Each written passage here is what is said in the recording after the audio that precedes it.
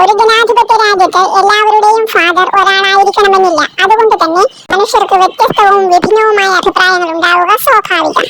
എന്നാൽ CJP സമരത്തെ തുടർന്ന് വിഷം വിസർജിക്കുന്ന ചില ജീവികളുടെ വാക്കുകൾ കേട്ടപ്പോൾ ഏത് ജനസിലെ മഹാന്മാർ ഇവരെന്ന് ചിന്തിച്ചു പോകുന്നു. PG മോഹൻദാസ്, ജാൻമണി എന്നിവരെ കുറിച്ചാണ് ഞാൻ സംസാരിക്കുന്നത്.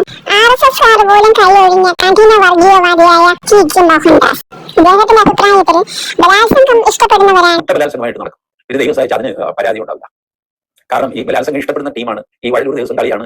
ബലാത്സംഗം ഇഷ്ടപ്പെടുന്ന സ്ത്രീകളുണ്ടല്ല, പെൺകുട്ടികളുണ്ട്. ഈ സിറ്റുവേഷൻ കയ്യിൽ കിട്ടിയാൽ ഞാൻ എന്ത് ചെയ്യും നിങ്ങളോട് പറയാം.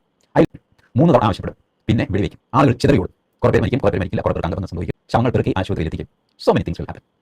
അത് കഴിഞ്ഞ് ജാൻമണി എന്ന ട്രാൻസ്വുമൻ പറഞ്ഞു എന്തൊക്കെയോ ആണ് അവർ പറയുന്നത്. പ്രധാനമന്ത്രിയുടെ പിതൃത്വം തന്നെ ചോദ്യം ചെയ്യുന്നു. അവർ പറഞ്ഞു വെച്ച സ്റ്റേറ്റ്മെന്റ് മോഡിയുടെ അമ്മയെ വരെ അവഹേളിക്കുന്ന രീതിയിലാണ്.